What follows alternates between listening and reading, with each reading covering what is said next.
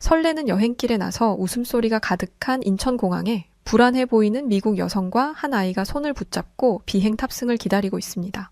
바로 그때 비행 일정을 확인한 후 미국 여성은 아이의 손을 잡고 벌떡 일어서는 순간 아이는 호흡을 하지 못한 채 바닥에 쓰러지고 수많은 인파가 몰리자 미국 여성은 그들을 향해 소리치며 용서할 수 없다는 말을 외치는데 과연 이들에게 무슨 일이 있던 걸까요? 구독자 여러분들 지금 좋아요 한 번씩만 부탁드립니다. 안녕하세요. 저는 딸아이를 키우고 있는 30대 미국 여성 엔젤라 벨입니다. 인생을 이렇게 재미없게도 살 수 있구나 싶을 정도로 우물한 개구리처럼 살아왔어요. 미국은 많은 사람들이 여행을 즐기며 꿈의 여행지라고 불릴 정도로 참 아름답고 흥미로운 곳이 많은데 저는 남편을 만나기 전까지 집에서만 줄곧 생활을 하던 사람이었습니다. 주변 지인들은 여행을 다니기도 했지만 저는 집이 가장 좋은 사람이었죠. 오죽하면 저희 부모님께서 엔젤라 용돈 줄 테니까 친구들과 만나서 여행 좀 다녀와. 매일 그렇게 집에만 있으면 어떡해? 이런 말씀을 하실 정도였습니다. 집에만 있는 제 자신이 문제라고 느껴본 적은 없었는데 딱 생각을 바꾸게 된 계기가 있었어요. 친한 지인들이 하나둘 결혼을 하고 가정을 꾸리는 것을 보고 들으며 참 안정적인 모습이 인상적이었습니다. 그래서인지 늘 계획 없이 살던 제가 처음으로 목표가 생겼습니다. 아, 나도 안정된 내 가정을 꾸리고 싶다. 집에서 살림하는 것도 좋았고 안정적인 내 가족이 생기길 간절히 바라고 있다는 것을 이때 알았어요. 누군가를 사귀려면 정말 밖에 나가기도 하고 사람들을 만나야 했는데 저는 이걸 제대로 하지 못했죠. 무작정 누군가를 만날 수는 없으니 저는 내면을 채우며 제가 좋은 사람이 되어 좋은 사람이 오길 기다렸습니다. 부족한 공부를 하기도 했고 평소 좋아하던 꽃을 다듬으며 기분 전환을 하고 지인들에게 선물도 했어요. 그렇게 밖에서 활동이 많아지고 내면을 채우다 보니 정말 좋은 사람이 제 앞에 나타났습니다. 소개로 만나게 된 남편은 외교관이었고 그를 볼 때면 참 멋진 모습에 미소가 멈추지 않았어요. 본인의 일을 사랑하는 사람이었고 책임감과 성실함에 저는 이 사람과의 미래를 그릴 수 있었습니다. 결혼할 사람을 보면 단번에 알아챌 정도로 느낌이 온다고 하기에 늘 그 느낌이 궁금했어요. 그런데 남편을 보고 만나는 시간이 길어질수록 이 사람이구나 라는 감정이 들었습니다. 대단히 잘난 사람은 아니었지만 적어도 한평생을 같이 하며 즐겁고 안정적으로 살 수 있을 거라 확신했어요. 남편은 추진력까지 있어 연애와 결혼까지 그야말로 일사천리로 단숨에 하게 되었어요. 결혼 후 저는 동네 마트에서 일을 하며 지냈습니다. 제가 벌어오는 돈이 넉넉하지는 않았지만 남편은 그런 제게 늘 용기를 줬어요. 큰 돈은 남편이 벌어올 거니 저는 소소하게 제 용돈벌이만 해도 괜찮다고 했습니다. 말 한마디를 해도 참 배려가 들어있는 남편의 말을 들으며 늘 똑같이 의미 없는 삶을 살던 저는 이제야 비로소 저도 쓸모있는 사람이라는 생각이 들었어요. 흔히들 말하는 자존감이 남편을 만나고 안정적으로 높아진 것입니다. 그렇게 마트 일을 하고 남는 시간에는 집안 살림을 하며 지내던 중 뱃속에 아이가 생겼어요. 저희 부부에게 찾아온 이 축복은 말로 다 표현할 수 없을 만큼 행복했습니다. 남편은 제가 조금이라도 무리하는 것이 싫다며 취미 생활을 즐기고 태교를 하며 하루하루를 여유롭게 보내길 바랐어요. 남편의 제안에도 고민이 많았지만 점점 주수가 찰수록 몸이 힘든 게 느껴져 마트 일을 그만두게 되었습니다. 그렇게 소중히 10달을 품은 아이가 태어난 후 육아에만 전념하며 살았어요. 드디어 제가 꿈꾸던 아름다운 내 가정 안에서 내 가족을 위한 시간을 보내며 살게 되어 저는 너무나 행복했습니다. 누군가에게는 평범한 듯한 이 일상이 제게는 참 소중했고 만족스러운 삶이라 생각하며 지냈어요. 그러던 중 저희 가족에게 첫 번째 위기가 다가왔습니다. 퇴근 후 집에 와서 아이와 제게 다정하던 남편의 모습은 사라지고 표정이 어두웠어요. 저는 그런 남편이 걱정스러워 물었습니다. 당신 요즘 무슨 힘든 일이라도 있는 거야? 밥도 잘 못 먹고 표정이 너무 어두워서 걱정돼. 평소에 남편이라면 제게 무슨 일이 있다고 말을 해줬을 텐데 의외의 대답을 했죠. 아무 일도 없어 걱정 마. 처음 들어보는 낯선 목소리와 단답의 말투는 많은 생각을 들게 만들었습니다. 그렇지만 제가 걱정할 행동을 할 사람이 아니기에 시간이 지나면 말을 해줄 것이라 믿고 기다렸어요. 그렇게 일주일 정도 흐른 뒤 남편은 제게 입을 열었습니다. 엔젤라, 정말 어려운 얘기를 해야 해서 고민이 많았어. 사실 한국 지사로 발령이 나서 그곳에서 한 1년 정도 지내야 하는 상황이야. 애도 아직 어리고 아무래도 타국으로 가는 게 어려울 것 같아서 안 가려고 해봤는데 그럴 수가 없어. 근데 나는 혼자 갈 자신도 없고 정말 어려운 선택이지만 우리 가족 다 같이 1년 정도 한국에 가서 살다 오는 거 괜찮을까? 남편이 이렇게 고민을 했던 이유를 누구보다 저는 잘 알고 있었어요. 제가 미국 내에서도 여행조차 안 할 정도로 집에만 있는 성격인데 비행 시간만 10시간이 넘는 한국을 가서 터잡고 살 사람이 아니었죠. 남편의 말을 듣고 고민이 많아졌고 머리가 복잡해졌습니다. 솔직한 심정으로는 가기 싫었어요. 그렇지만 가족이 떨어져 지내는 것을 원치도 않았고 그 먼 타국에 남편 홀로 보내는 것은 더욱 싫었습니다. 저는 남편에게 내가 생각할 시간을 줄 수 있어? 라고 말한 후 고민에 빠졌어요. 그리고 한국에 대해 아는 정보가 너무 없어서 검색을 해가며 찾아봤습니다. 아이를 데리고 가야 했기에 그곳에서 과연 아이가 적응을 할 수 있는지가 가장 중요했고 한국은 어떤 곳인지 그 자체가 궁금하기도 했어요. 세심하게 살펴본 것도 아닌데 언뜻 봐도 한국이 아이를 키우기에 나쁘지 않은 환경이라는 것을 알 수 있었습니다. 실제로 미국에서 한국 유학을 선택하는 경우도 많다고 했죠. 저는 아이가 지내기 괜찮은 환경이라면 그걸로 다 상관없었어요. 한국 다 같이 가자. 가족이 떨어져 지낼 수는 없잖아. 그 길로 저희 부부는 아주 바쁜 나날을 보냈습니다. 미국 집은 1년간 빈집으로 있어야 했기에 정리할 것은 정리를 했고 한국에서 지낼 곳을 찾고 아이가 다닐 유치원도 알아봤죠. 아이가 유치원을 다닐 나이라 가자마자 보내는 것이 한국에 적응하기 빠를 것이라 해서 가장 집중해서 알아봤습니다. 남편 회사 측에서 집을 구하는 것은 도움을 줘서 어렵지 않게 구할 수 있었어요. 결정을 하고 한국으로 가기까지 한 달 정도 시간이 걸렸는데 한 달이라는 시간이 그 어느 때보다 정말 빠르게 흘러갔습니다. 물론 한국까지 가는 비행 시간만 해도 만만치 않았어요. 저희 가족이 이렇게 장시간 비행을 하는 것은 물론이고 아이가 태어난 후 새 식구가 비행을 하는 것 자체가 처음 있는 일이라 걱정이 많았습니다. 혹여나 아이가 비행 중에 적응하지 못해 울고불고 난동을 부릴까 걱정을 했죠. 가기 전부터 내내 비행기에서 지켜야 할 에티켓을 아이에게 알려주긴 했지만 아무래도 잘 알아듣지 못하는 것 같았어요. 처음 비행기를 탔을 때 아이는 너무 신기하다며 하늘을 보고 기내식도 잘 먹었습니다. 그런데 점점 시간이 흐를수록 답답하다며 내리고 싶다고 울고 뛰어다니고 싶다고 보챘어요.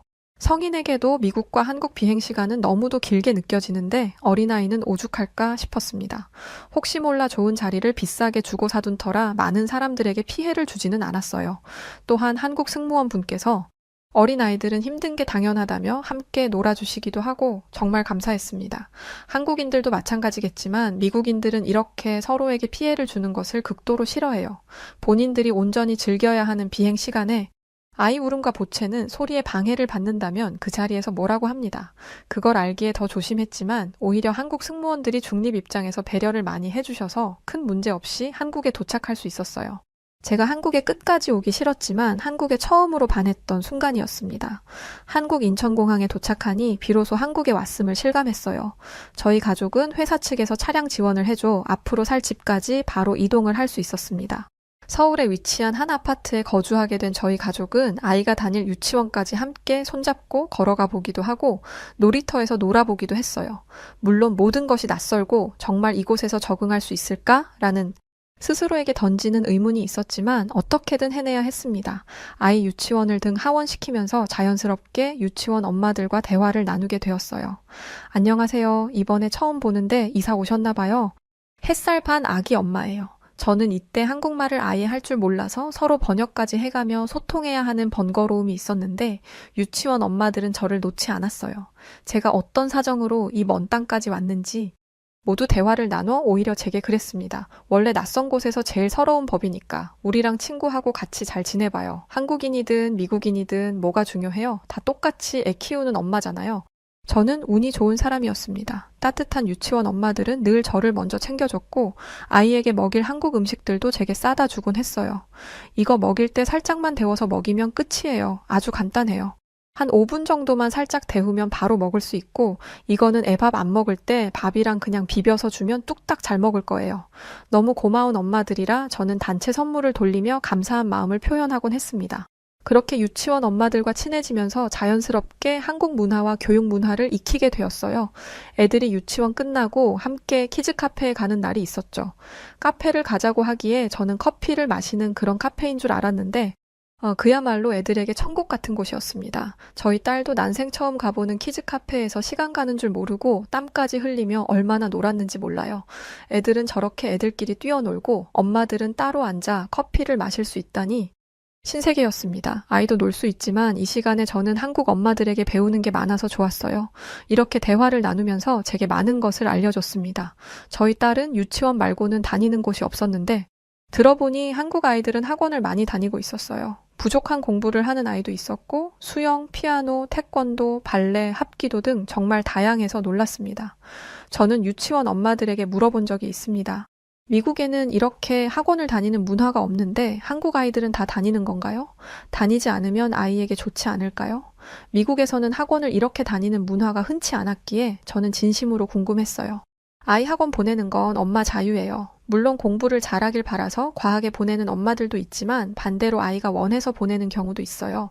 또 아이가 뭘 잘할지 모르니 다양하게 시켜보고 적성을 찾아주려는 경우도 있고요. 고민해보고 학원 보낼 거면 우리한테 말해요. 추천해줄게요. 이왕이면 애들 같이 다니면 좋거든요. 엄마들 말을 들어보니 생각이 많아졌습니다. 고작 한국에 머무는 시간이 1년 남짓인데 아이를 위해 한국식 교육 방법을 주입하는 게 좋은 건지 아닌 건지 헷갈렸어요. 물론 배움이 필요한 것들이 있었지만 그걸 한국에서 시작해야 할지 미국으로 가서 할지 복잡했습니다. 한국에 머문 지 고작 몇 개월이지만 보고 느낀 게 많았거든요. 미국과는 확연히 차이가 나는 교육 방식인데 저는 오히려 한국 교육 방식이 더 좋아 보였습니다. 미국은 조금 자유롭게 아이에게 모든 걸 선택하게 두고 내 인생이니 네가 개척해서 살기를 바란다면 한국은 정반대였어요. 경험이 부족한 아이가 인생을 살아가면서 견뎌내야 할 인생의 무게를 잘 견딜 수 있도록 견고하게 길을 깔아주는 것 같았습니다. 결국 한참을 고민해도 답이 나오지 않아서 남편과 상의를 했습니다. 유치원 엄마들한테 물어보니까 학원을 많이 보내던데 당신 생각은 어때? 나는 한국에 와서 느낀 게 정말 많거든. 꼭 우리 미국처럼 교육시킬 이유가 있을까 싶기도 하고 만약에 이곳 한국에서 공부를 시작했는데 정말 괜찮다면 조금 연장해서 있을 수도 있는 거 아닐까? 이런 제 물음에 남편은 난 찬성이야. 이왕이면 한국어도 당신이랑 같이 배웠으면 좋겠어. 평소에 피아노에도 호기심도 많았으니 이참에 보내보는 게 어때? 아직 어려서 뭘 잘할지 좋아할지 모르니 한국에서 다양한 경험을 시켜주는 것도 좋은 선택일 것 같아. 남편과 제 생각은 같았습니다. 아이가 최대한 다양한 것을 경험해 추후 좋은 밑거름이 되길 바라는 마음으로 학원을 보내기 시작했어요. 미국은 굉장히 독립적으로 자율적으로 육아를 하는 것이 일반적인 거에 비해 한국은 아이에게 감정적으로 공감하고 더욱 세심하게 접근하는 방식이 인상적이었습니다. 미국에서는 본인이 유치원 갈 준비를 스스로 마치고 본인이 일어나서 가야 한다면 한국은 부모가 대부분 함께 참여해 주는 것이었죠.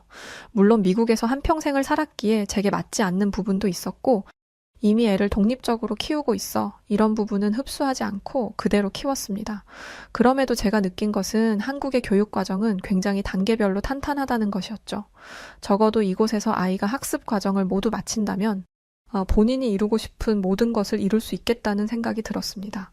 아이에게 강요를 하거나 자율성을 파괴하는 행동은 결코 하지 않았던 제가 점점 욕심이 생기기 시작했어요. 제 시선에 본 한국은 정말 신기한 곳이었습니다. 공동육아라 해서 함께 육아를 하면 덜 힘들다는 개념으로 함께하는 시간이 많았어요. 미국에서는 상상조차 할 수 없는 일이었죠. 공동육아와 비슷한 맥락으로 품앗이 육아도 있는데 이런 거였죠. 제가 만약 외출을 해야 하는데 아이 맡길 곳이 없을 때 대신 맡아주는 겁니다. 그렇게 대신 육아를 해주고 다음에는 제가 그 집 아이를 봐주는 것이죠. 이런 한국의 육아 문화는 미국에도 있으면 좋겠다 생각할 정도로 좋았어요. 같은 나이의 아이를 키우는 엄마들끼리 공감할 수 있는 내용도 함께 나눌 수 있는 것도 많기에 서로 함께 할수록 좋은 효과가 나온다고 생각해요. 실제로 많은 도움을 주고받을 수 있었습니다. 처음 한국에 왔을 때 1년이라는 긴 시간을 어떻게 적응하고 보낼까 걱정이 많았죠. 지나고 보면 1년이라는 시간 동안 저는 미국에 있을 때보다 더 많이 웃었고 집에 있는 시간이 없을 정도로 아이와 함께 밖에서 참 많은 시간을 보냈습니다. 그리고 저희 모녀 옆에는 늘 한국 유치원 엄마들과 아이들이 있었어요. 제가 외국인이라 어색하고 어울리기 싫을 수도 있는데 한국 엄마들은 그런 내색 하나 없이 저를 참 많이 도와줬습니다. 아이 교육 문제뿐 아니라 더 저렴하게 장 보는 방법, 살림을 잘하는 방법, 한국 음식 만드는 방법 등등. 저는 도움만 받은 1년이라고 할 수 있었어요. 걱정한 시간이 무색할 만큼 1년이라는 시간이 너무 빨리 흘러가 버렸습니다. 한국에 처음 왔을 때는 추운 겨울이었는데 더운 여름이 지나고 낙엽 떨어지는 가을을 보내니 다시 처음 만났던 추운 겨울이 왔죠. 이맘때쯤 제가 많이 울적한 모습을 보여 남편이 걱정을 많이 했습니다. 엔젤라 괜찮아? 한국에서 사람들이랑 정이 많이 들었지? 막상 가려니 나도 시원섭섭한데 매일을 함께한 당신은 오죽할까 싶네. 그러지 말고 떠나기 전에 사람들 모두 초대해서 파티 한번 할까? 스스로가 도대체 왜 이렇게 울적한지 이해할 수 없을 정도로 꽤 힘들었습니다. 괜찮아. 다들 바쁜 사람들인데 파티까지 열 필요가 뭐가 있어. 조용히 인사하고 떠나는 게 맞지.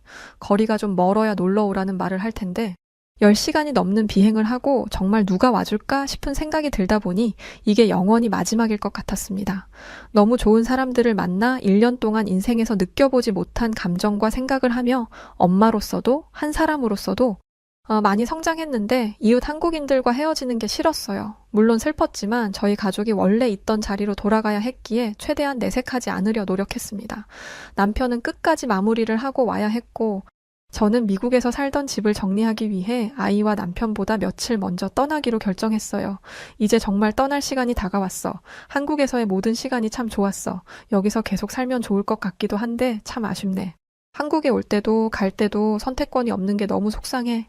서운함에 남편에게 투정을 부리기도 했고 그렇게 정말 떠날 준비를 끝냈고 모두에게 진심을 담은 인사를 했죠. 너무 먼 곳이지만 언젠가 기회가 된다면 꼭 미국으로 놀러 와줘요. 내가 언제라도 기다릴게요. 처음 한국에서 1년을 산다고 생각했을 때 정말 막막해서 눈물이 났지만 엄마들과 함께 보낸 한국의 1년은 제 평생 살아온 시간 중 가장 행복했던 시간이었어요. 저를 있는 그대로 받아주고 한국에서 잘 적응해서 살 수 있도록 도와주셔서 진심으로 감사합니다.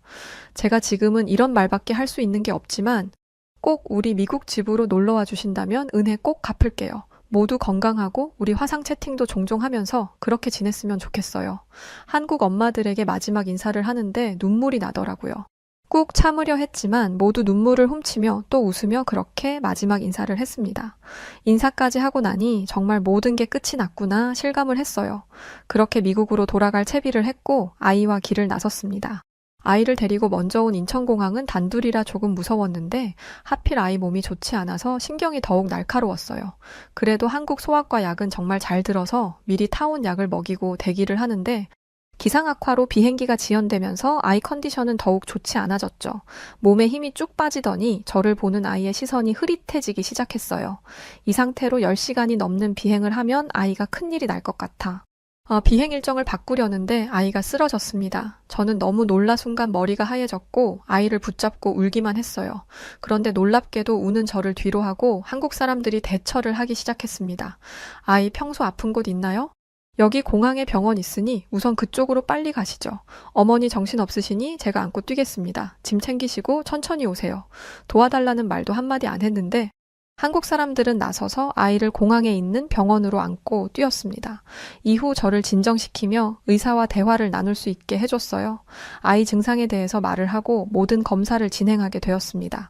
저는 여기서 놀란 게 한두 가지가 아니었습니다. 어떻게 공항에 이런 병원이 있는지, 한국 사람들의 온정은 어디까지인지 얼떨떨했어요.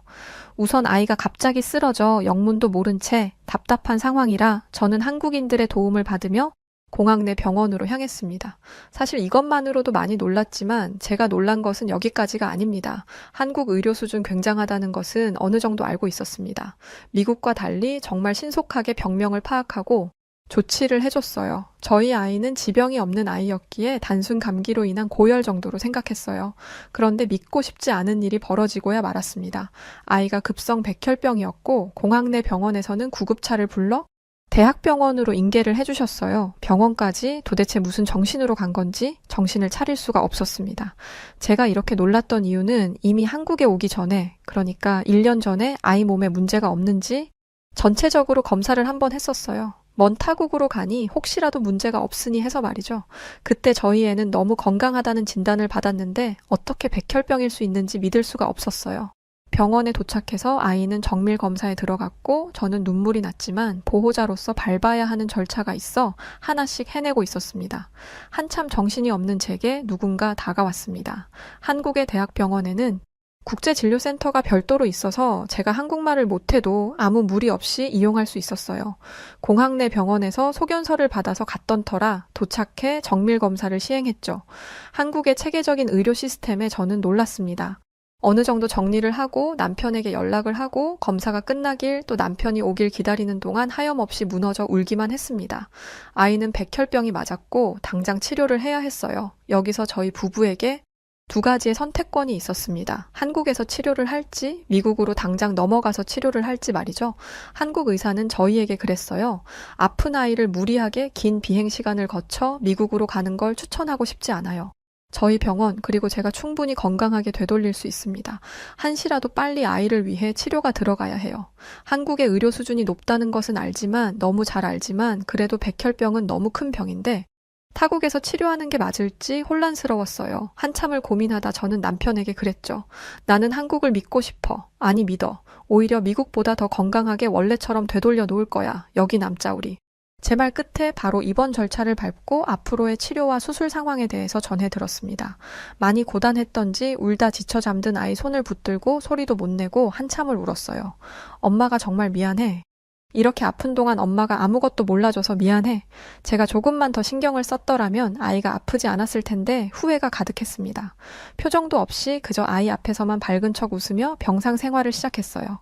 대신 아파주고 싶은 이 마음은 굴뚝 같은데 정작 옆에서 해줄 수 있는 게 아무것도 없다는 이 허탈함이 저를 더욱 괴롭게 했습니다.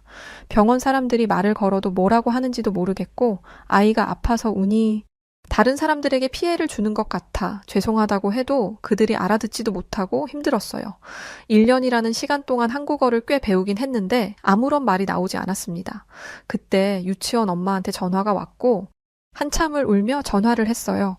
내가 이래놓고 무슨 엄마겠어? 난 엄마 자격도 없어. 나는 애가 이렇게 아플 동안 아무것도 몰랐어 나는. 그런 제게 유치원 엄마는 그랬습니다. 그게 왜 엔젤라 탓이야? 아이가 아픈 건 엄마 잘못이 아니야. 냉정하게 들릴지 모르겠지만 애가 아픈 걸 엄마가 어떻게 막아. 그저 아픈 아이가 더 아프지 않고 빨리 치유할 수 있도록 엄마가 같이 해주는 거지. 묵묵히 그 자리 지키면 돼. 무너지지 마. 엔젤라는 내가 본 사람 중 가장 강한 엄마야.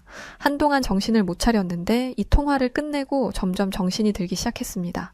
그렇지? 내가 이렇게 자책만 하고 있어봤자 달라지는 것도 없고 내가 정신을 차리고 옆을 지켜야 빨리 좋아질 거야. 정신 차리자. 웃을 일이 아예 없었기에 그냥 이유 없이 웃었습니다. 아이와 대화를 하며 사소한 것 하나하나에 의미 부여를 해서 웃어버렸어요. 그렇게 웃다 보면 정말 진심으로 웃을 날이 올 것이라 믿었습니다. 아이는 수술과 치료를 반복하니 많이 지쳤고 그야말로 뼈밖에 남지 않았죠. 안 그래도 살집이 없는 애가 밥도 제대로 먹지 않고 버티기 힘들었을 겁니다. 제가 울고 힘들어하면 애가 더 불안해할까봐 일부러 더 강하게 아이에게 말했어요.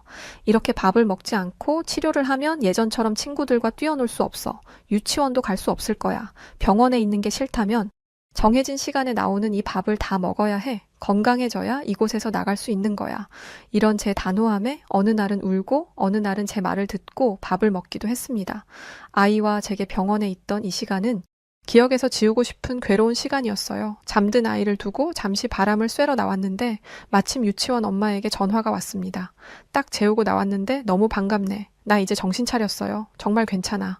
그러자 유치원 엄마는 뭘 정신 차려? 몰골이 이게 뭐야? 라고 말하는데 소리가 너무 가까이 들리는 겁니다. 뒤를 돌아보니 유치원 엄마들이 모두 저를 보러 와줬어요. 어떻게 이 시간에 여길 왔어? 다들 어떻게 왔어요? 유치원 엄마들은 진작에 오려고 했는데 아이와 제가 너무 힘들 것 같아서 조금 안정되면 오려고 기다렸다고 했죠. 그냥 온 것도 아닌 평소 아이가 잘 먹던 반찬과 제가 먹을 반찬까지 정말 한가득해서 와줬습니다. 엔젤라, 무슨 말을 해도 위로가 안 된다는 거 잘 알지만 엄마니까 할 수 있어. 그리고 우리가 있잖아. 언제든 연락하고 우리가 할 수 있는 건 다 도울게. 같이 이겨내보자. 그녀들의 말은 정말 제 가슴을 울렸습니다. 그날 이후에도 반찬이 떨어질 때쯤 와서 또 해다 주고를 몇 번이고 반복했어요. 그 덕분에 병원 밥을 잘 먹지 않던 아이도 밥을 한 공기씩 비우기 시작했죠. 한국의 의료 체계도 정말 만족스러웠습니다. 아이의 경과는 매우 좋은 편이었고 빠르게 호전되었어요. 몇 개월이 넘도록 눈물로 보내다 보니 드디어 돌아갈 수 있는 날이 찾아왔습니다. 앞으로도 추적 관찰을 하며 경과를 봐야 했지만 아이는 이전처럼 씩씩한 모습을 보여줬죠. 저희는 이제 미국으로 다시 돌아가면 되는데 저는 생각이 바뀌었습니다. 미국으로 돌아가 봤자 한국에서 한 수술이고 치료인데 이어서 제대로 해줄 거라는 보장이 없다고 생각했어요. 한마디로 한국의 의료 시스템에 굉장히 만족을 했고 제 아이의 생명줄이기에 이 한국을 떠날 수가 없겠더라고요. 전체적으로 저희 가족이 쭉 함께 살기에 한국은 나무랄 것이 없는 곳이었죠. 제가 이 결심을 하기까지 가장 큰 이유는 아이였습니다. 엄마, 우리 이제 미국 가요? 나는 한국 친구들이 보고 싶은데 친구들은 이제 못 보는 거예요. 아이가 한국에 남고 싶다는 말을 했어요. 병원에서도 아픈 시간이었지만 한국이 너무 좋다는 말을 했습니다. 의사 선생님도 간호사 선생님도 나한테 잘해줬어요. 나 또 병원 가야 하면 여기서 가고 싶어요. 어린아이지만 다 느끼는구나 싶었습니다. 제가 봐도 한국 의료진은 미국과 달리 전문적이면서도 아이에게 따뜻하게 다가와 줬는데 그걸 어린아이도 아는 거죠. 제게 아이는 전부이기에 아이가 원한다면 못할 것이 없었습니다. 아무리 만족하고 좋았던 한국이라고 해도 이민을 할 생각을 하는 것은 꽤 고민스러웠지만 아이를 위해서 결정했어요. 혹여나 추후 몸에 또 문제가 생긴다면 무조건 한국 병원으로 갈 것이라 생각을 했기에 저희 가족이 한국에 더 머물지 않을 이유는 없어 큰 결정을 하게 되었습니다. 한국을 떠난다고 생각했을 때 아쉬움이 있었지만 영원히 한국에 있을 거란 생각은 못 했는데 지금은 한국에 남기를 잘했다고 생각해요. 아이 건강은 무척이나 좋아져서 언제 아팠냐는 정도입니다. 하나 신기한 것은 저희 애가 원래 똑똑한 애는 아니었는데 엄마들이 알려준 대로 교육을 서서히 시작하니 놀랍게도 영재 수준으로 아이가 진도를 뛰어넘고 있어요. 그렇게 사교육에 집중한 것도 아닌데 정말 한국의 교육 그리고 의료 수준은 미국과 비교할 바가 아닌 것 같습니다. 물론 이대로 영재로 클 것인지 아무도 모르겠지만 저도 남편도 영재로 크길 바라는 것은 아닙니다. 그저 제발 건강하게만 잘 자라주길 바랄 뿐이에요. 제게 한국은 제 생명을 살려준 곳이기도 하고 저라는 사람을 변화시켜준 고마운 곳입니다. 여전히 유치원 동기 엄마들이랑 소통하며 잘 지내고 있는데 그들이 한국의 가족이라 생각하고 지내고 있어요. 미국에 계속 있었다면 현재와는 너무 다른 삶을 살았을 텐데 저희 가족은 지금 이대로만 영원하길 바라며 앞으로 펼쳐질 한국 생활도 기대가 됩니다. 누가 뭐래도 온정이 넘치고 똑똑하고 체계적인 이 한국은 외국인에게도 최고의 국가입니다. 살기 좋고 따뜻한 한국 분들을 만나게 해주셔서 한국의 하늘을 보며 고맙다는 말을 전하고 싶었습니다. 감사합니다. 평생 자신이 일본인 핏줄이라 믿고 살아온 미국 스타가 있습니다. 그는 평소에 일본 음식만 먹고 일본 만화를 보며 일본을 찬양해 왔는데요. 어느 날 갑자기 그가 사실은 한국 혈통이었다는 것이 밝혀지며 그의 인생은 하루아침에 뒤집어져 버렸다고 합니다. 대체 그에게 무슨 일이 일어난 것인지 지금 바로 이야기해 드릴게요. 안녕하세요. 저는 미국인이자 할리우드의 조연 배우인 스튜어트라고 합니다. 여러분, 평생 믿어온 자신의 정체성이 하룻밤 사이에 무너진다면 어떠실 것 같나요? 그것도 방송 중에 말이죠. 그 끔찍한 일이 제게 실제로 벌어졌고 그 순간 머릿속이 새하얘지며 저는 정말이지 기절초풍할 것 같았죠.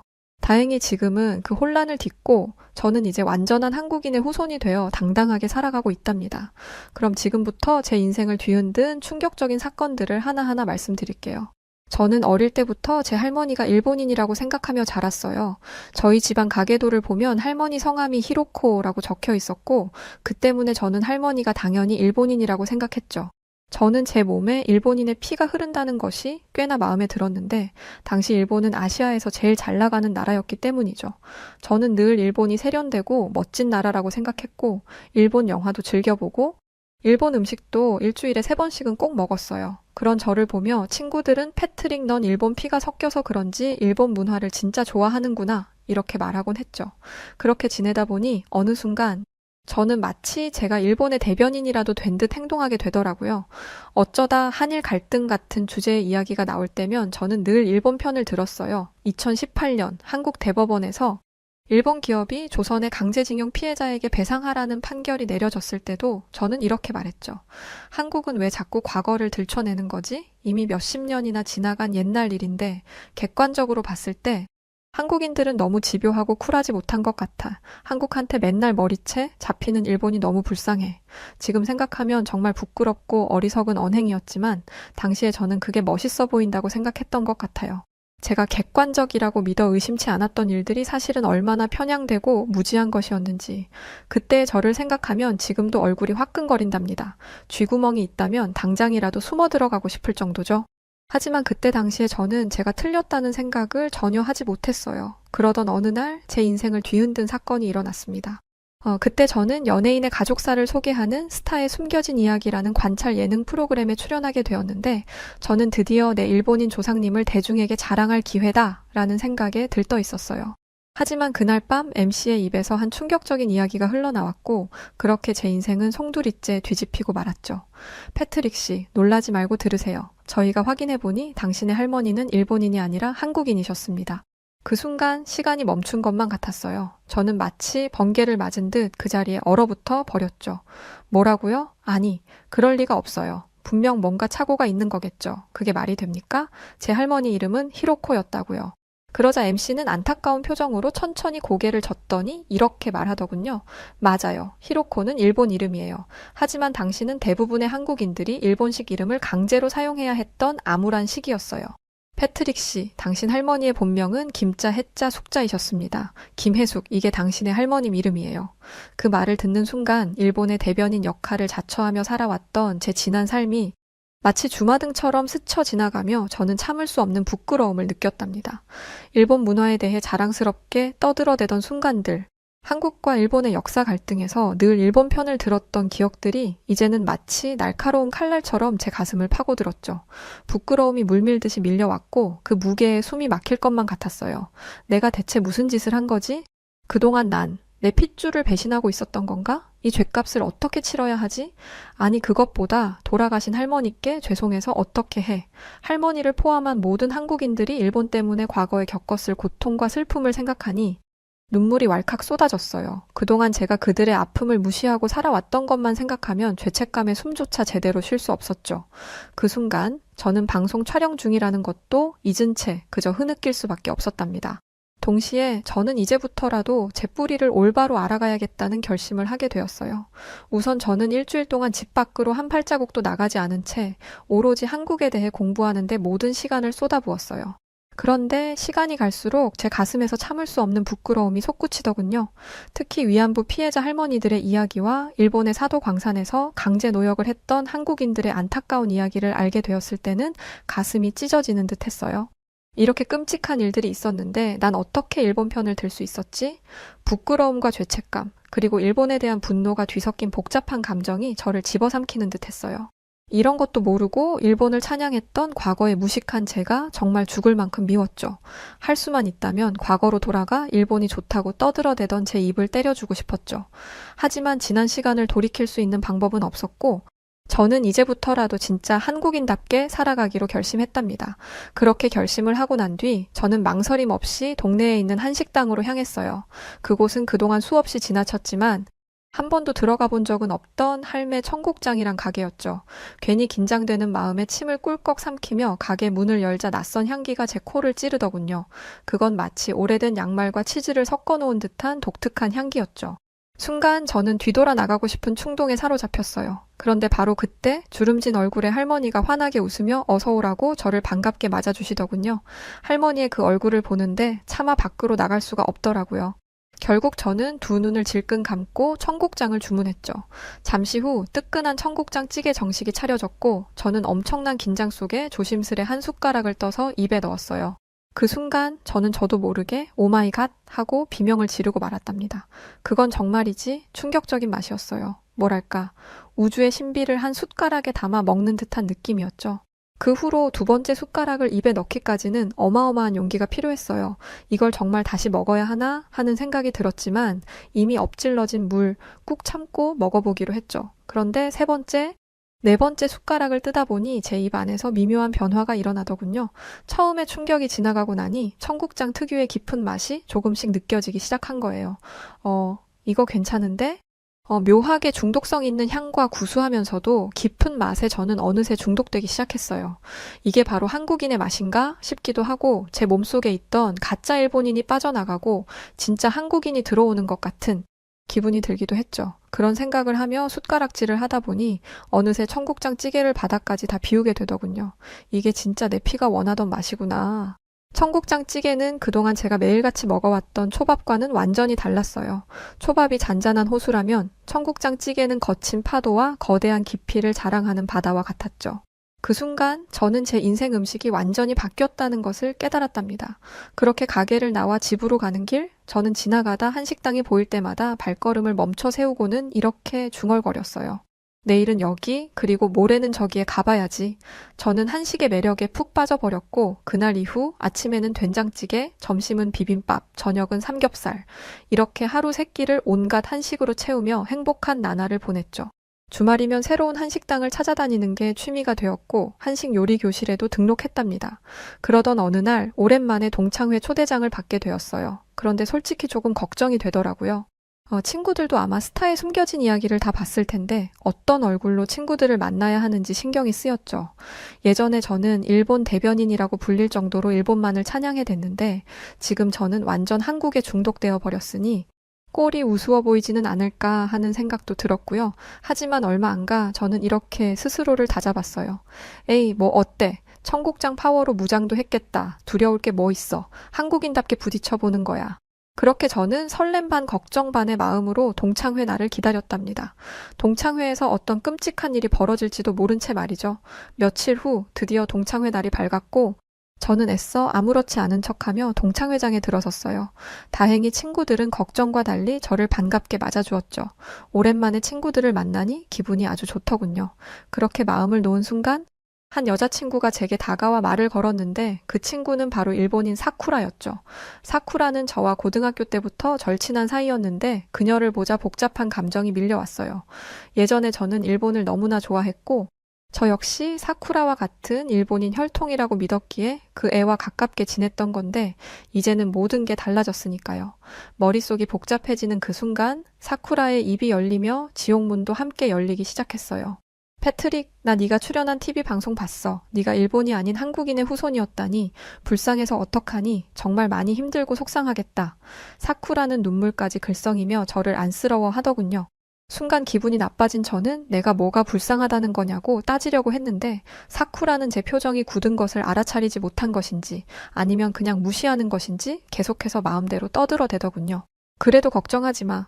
네가 한국인 핏줄이라고 해서 널 무시하지는 않을 테니까. 넌 여전히 내 소중한 친구야. 물론 다른 한국인들은 절대 그렇지 않지만 말이 나와서 하는 말인데 요즘 한국인들 너무 심하지 않아?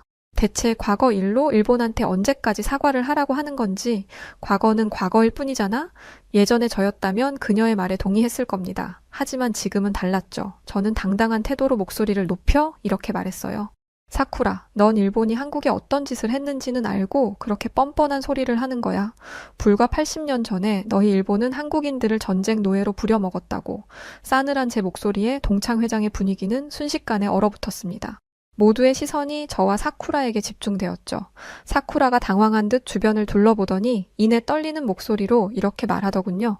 그래도 그건 오래전 일일 뿐이잖아. 이제는 그냥 잊고 앞으로 나아가야 하는 거 아니야? 그때는 일본도 많은 희생을 치렀다고. 히로시마와 나가사키를 봐. 그리고 일본은 이미 한국에 수없이 많이 사과했다고. 그때 저는 참을 수 없는 분노의 눈에서 불꽃을 튀기며 이렇게 따져 물었어요. 사과? 넌 일본이 한국에 정말 제대로 된 사과를 한 적이 있다고 생각해? 다른 나라 사람을 전쟁 노예로 부려놓고 고작 유감이라고 얘기하는 게 일본인들한테는 사과야? 제 말에 사쿠라는 얼굴을 붉히더니 곧이어 두 눈에 쌍심지를 켜며 이렇게 대답했어요.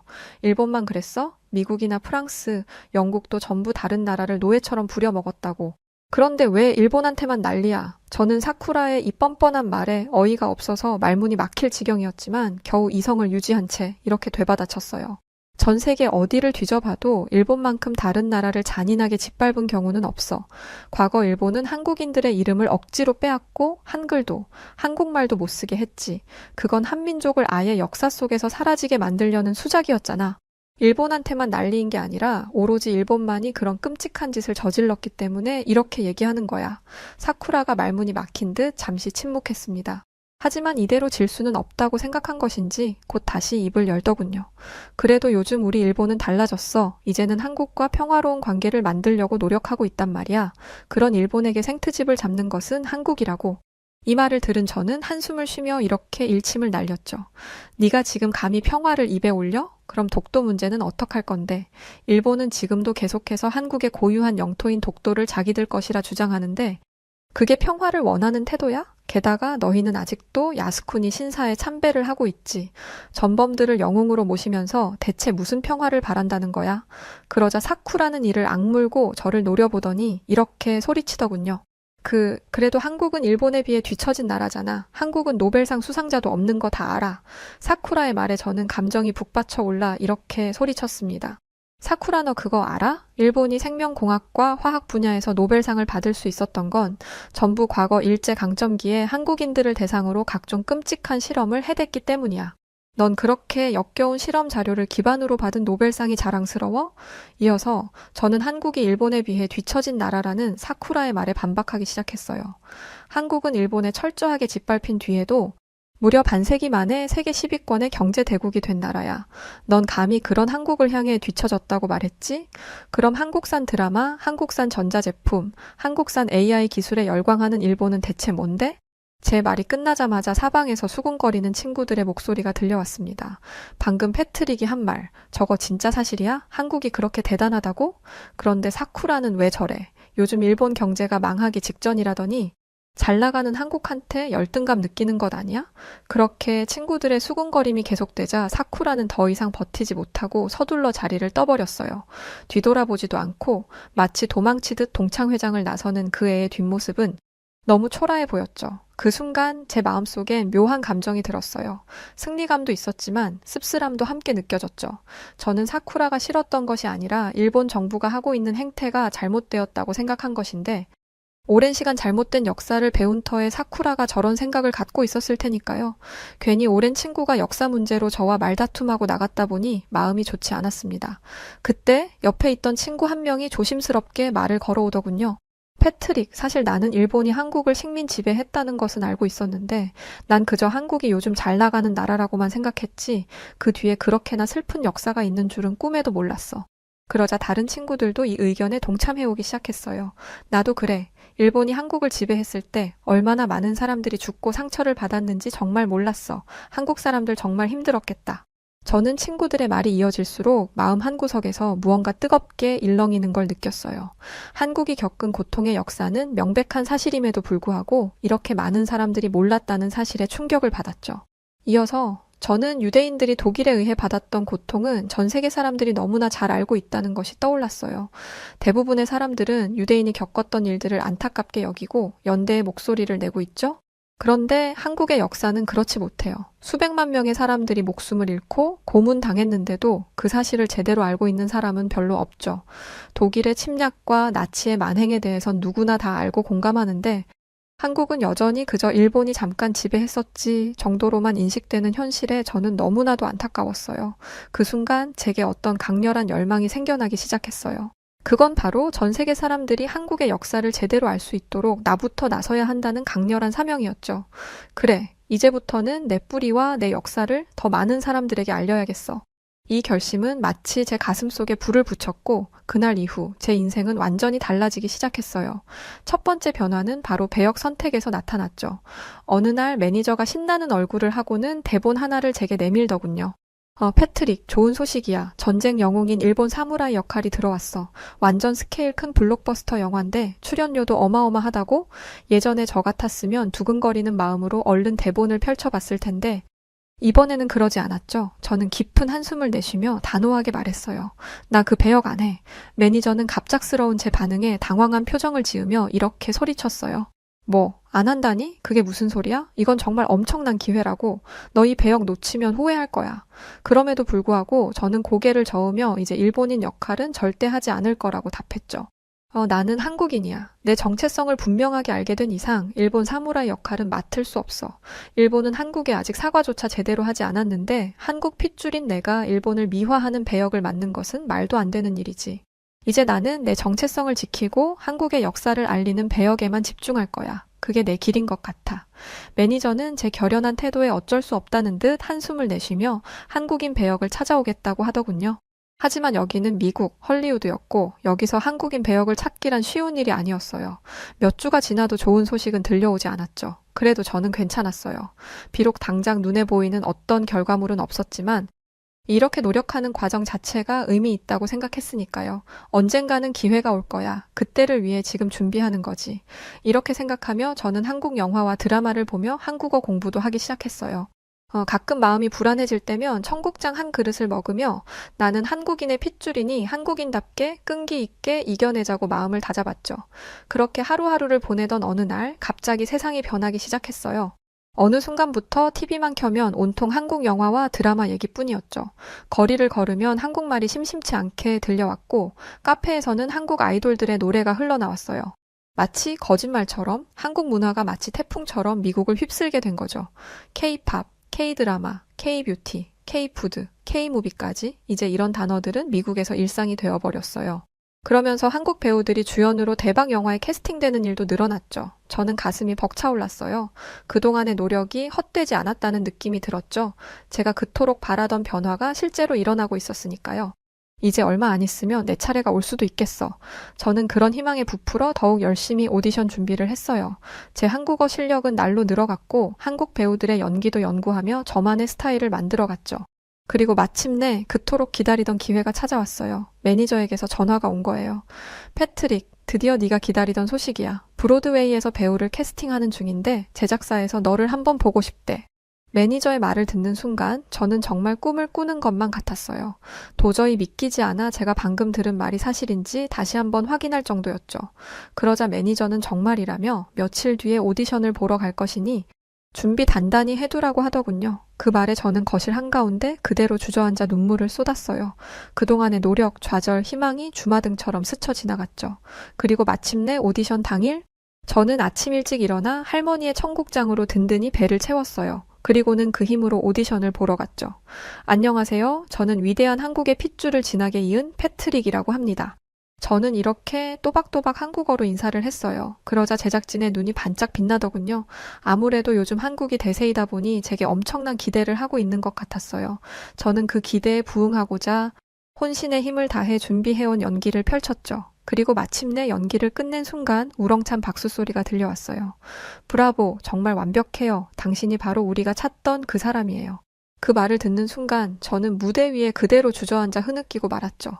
제 입에서는 감사하다는 말이 쏟아져 나왔고요. 이건 정말 제가 꿈꾸던 순간이었고 제가 찾아 헤매던 자리였어요. 한국인으로서, 배우로서, 그리고 진정한 나 자신으로서의 새로운 시작이었죠. 잠시 후 극장을 나서는 길에 따스한 햇살이 제 얼굴을 감싸더군요. 그런데 꼭 그게 제 돌아가신 할머니의 손길 같았어요. 그 순간 가슴 한편이 찌릿하며 울컥하더군요. 할머니, 저 이제 할머니를 닮은 자랑스러운 한국인으로 살아갈 거예요. 하늘에서 지켜봐 주세요. 그렇게 저는 새로운 희망을 안고 제 인생의 새 장을 향해 발걸음을 내딛었답니다.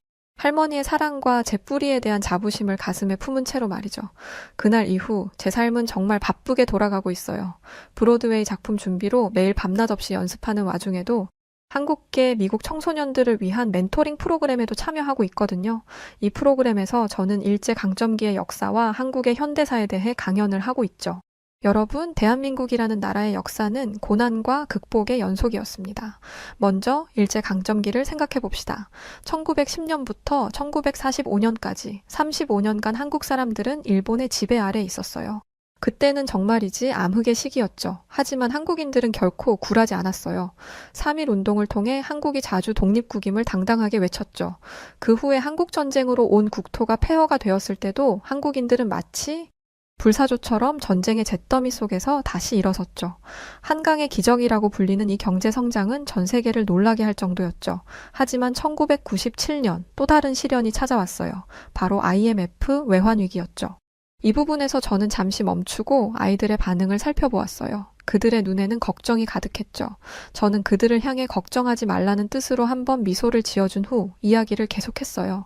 한국인들은 금 모으기 운동으로 급한 불을 끈 뒤 반도체 산업을 일으켰고 무려 3년 만에 IMF 관리 체제에서 벗어날 수 있었어요. 이건 세계 경제 역사상 유례없는 빠른 회복이었죠. 제가 이렇게 말하자 아이들의 얼굴에 자부심이 생기기 시작하더군요. 그때 마지막 결정타로 저는 이렇게 힘주어 말했습니다. 그리고 지금 대한민국은 세계를 호령하는 경제대국이 되었고 한국 문화는 전 세계를 강타하고 있죠. 여러분, 이것이 바로 한국의 역사입니다. 고난을 이겨내고 더 강해진 우리 민족의 이야기죠. 우리는 이 역사를 자랑스러워해야 합니다. 그리고 이 정신을 이어받아 우리는 앞으로 더 나은 미래를 만들어 가야 합니다. 그렇게 강연을 마치자 우레와 같은 박수가 쏟아졌는데 그때 17살쯤 되어 보이는 한국계 미국인 소년이 자리에서 벌떡 일어나더군요. 오늘 강연 너무 감동적이었어요. 사실 저는 제가 한국계라는 것이 부끄럽고 싫었거든요. 학교 친구들이 자꾸 놀려서요. 한 번은 수학이랑 과학 시험에서 만점을 받았는데 친구들이 넌 역시 한국인이라 그런 과목을 잘하는구나 이렇게 말하더라고요. 마치 제 노력은 중요하지 않고 그저 인종 때문인 것처럼요. 그때 부끄럽지만 저는 제가 한국인이라는 게 너무 창피했어요. 왜 나는 한국인인 걸까? 그냥 평범한 미국인이었으면 좋겠다. 이런 생각도 많이 했고요. 그런데 오늘 강연을 들으면서 처음으로 제가 한국인이라는 사실이 자랑스럽다고 느꼈어요. 일제강점기의 고통을 이겨내고 전쟁의 폐허에서 다시 일어선 민족이라니 정말 대단해요. 저는 따뜻하게 미소 지으며 한국인들은 정말 대단한 사람들이라고 그 피가 너의 몸에도 흐르고 있으니 자부심을 가지라고 말했죠. 그러자 소년의 눈에서 결연한 빛이 번쩍이더군요. 저 이제부터는 한국인으로 당당하게 살 거예요. 그리고 언젠가는 노벨상을 받는 과학자가 될 거예요. 어렵다는 건 알아요. 하지만 한국인의 정신으로 열심히 노력하면 해낼 수 있을 것 같아요. 그리고 언젠가 진짜 노벨상을 받는 날, 저는 한국인이라고 아주 크게 외칠 거예요. 그렇게 말하는 소년의 눈에는 한국인다운 열정이 가득 차 있었어요. 물론 저는 이 소년과 잠깐 짧게 대화한 것뿐이고 이 대화로 인해 앞으로 어떤 일이 벌어질지 아무도 알 수 없지만 저는 한 가지는 확신할 수 있었어요. 그건 바로 한국이 노벨상에 한 발자국 더 가까이 다가가기 시작했다는 것이었죠. 그 순간 저는 제 역할의 중요성을 다시 한번 깨달았어요. 그러면서 저는 이런 생각도 하게 되었죠. 그동안 내가 한국과 일본 사이에서 혼란스러움을 겪었던 것은 다 이런 순간을 위해서였던 것 아닐까? 이 깨달음은 마치 오랫동안 풀지 못했던 퍼즐의 마지막 조각을 맞춘 것 같은 느낌이었어요. 제 인생의 모든 순간들, 심지어 가장 어렵고 혼란스러웠던 시기조차도 이 순간을 위한 준비였다는 생각에 가슴이 뭉클해졌죠. 그래서 저는 결심했어요. 제 남은 생애를 한국과 일본, 그리고 전 세계의 평화와 이해를 위해 바치기로 말이에요. 저는 이것이 제 삶의 목적이자 제 모든 경험의 결실이라고 믿어요. 만약 저의 이런 모습을 하늘나라에 계신 할머니가 저를 보고 계시다면 뭐라고 생각하실까요? 아마도 이렇게 말씀하시지 않을까요? 패트릭, 할머니가 평생 하지 못했던 이야기를 네가 대신 해주고 있구나. 정말 고맙다. 고마워. 이런 상상을 하면 제 눈에는 어김없이 눈물이 고인답니다. 그리고 다시 한번 이렇게 다짐하곤 해요. 할머니, 저는 앞으로도 지금처럼 우리의 역사를 전 세계에 알리고 청소년들에게 한국인의 자부심을 전할게요.